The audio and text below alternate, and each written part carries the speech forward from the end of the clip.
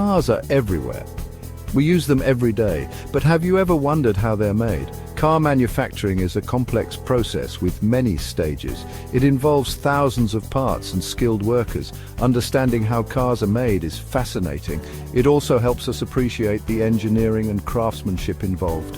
From the initial design to the final product, each step is crucial. Car manufacturing is vital to our global economy. It creates jobs and supports industries. It also drives innovation and technological advancements.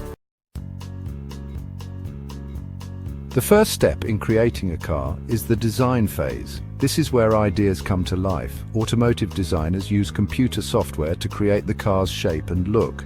They consider factors like aerodynamics, aesthetics, and safety.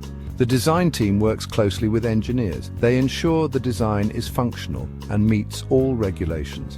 This stage involves creating detailed blueprints. These blueprints guide the entire manufacturing process. Once the design is finalized, prototypes are built. These are early versions of the car. They're used for testing and refinement. Prototypes undergo rigorous testing in various conditions. Engineers evaluate the car's performance, handling, and safety. This stage helps identify any design flaws or areas for improvement. The testing phase is crucial. It ensures the final product is reliable and meets quality standards. The heart of car manufacturing is the assembly line. This is where the car starts to take shape. The car's frame is built first, then components like the engine, transmission, and axles are added. The assembly line is a carefully choreographed process.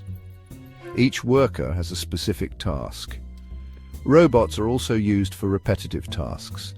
They ensure precision and efficiency. As the car moves along the assembly line, it gradually transforms from a collection of parts into a complete vehicle.